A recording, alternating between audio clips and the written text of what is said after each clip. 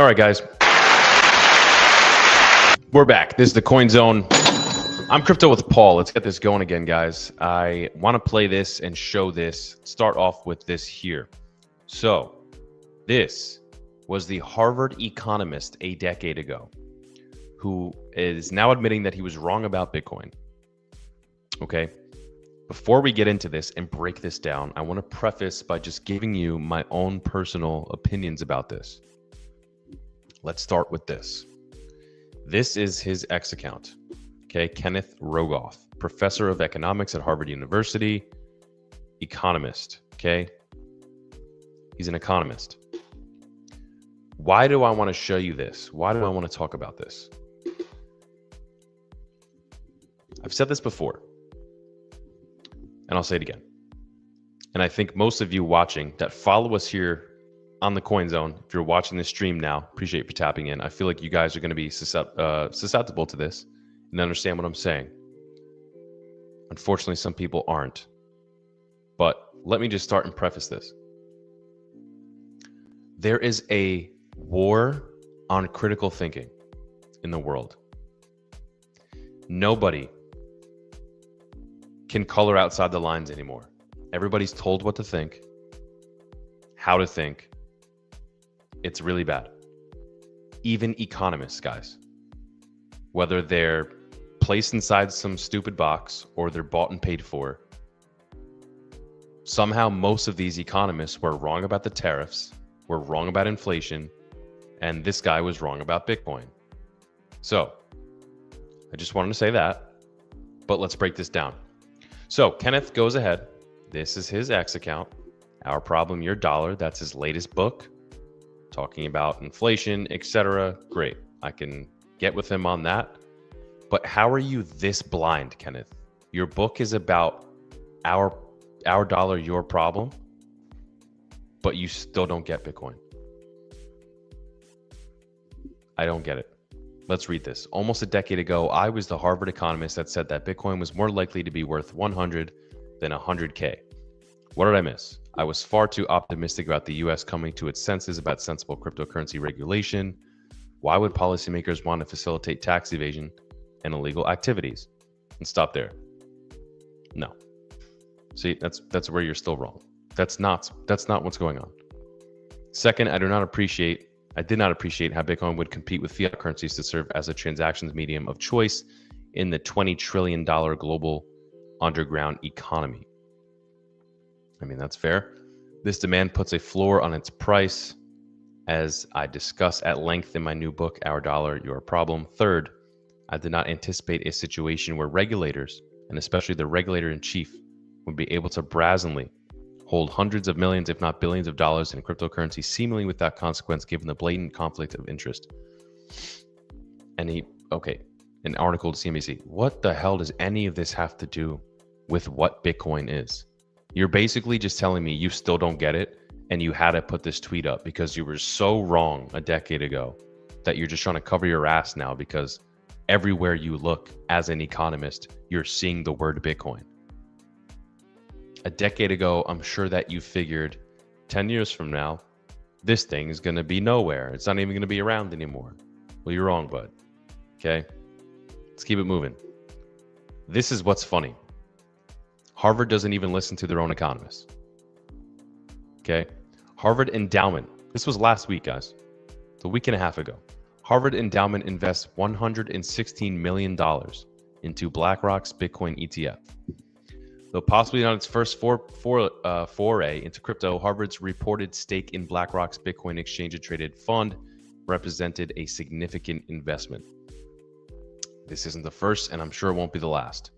This is from Yahoo Finance. This is breaking news, guys. All right, this is today, right?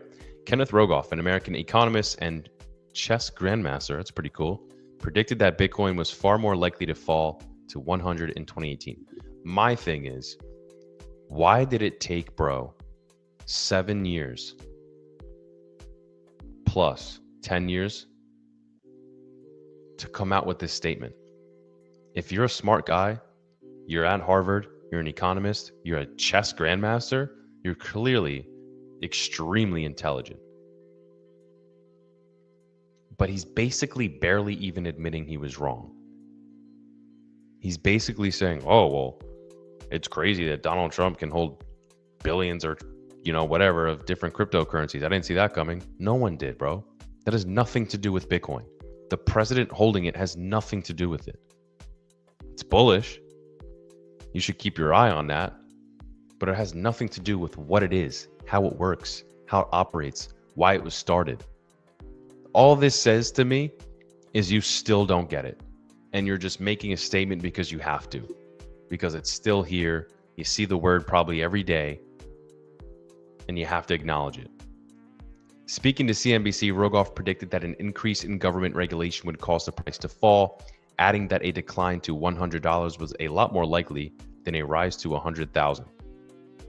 Yeah, I'm going to continue to listen to the Bill Millers of the world, to the Stanley Drunken Millers of the world, to the Larry Finks, the Michael Saylors, the guys who are in the trenches that don't work at a glorified leftist university who pushes a specific narrative for their students to go by.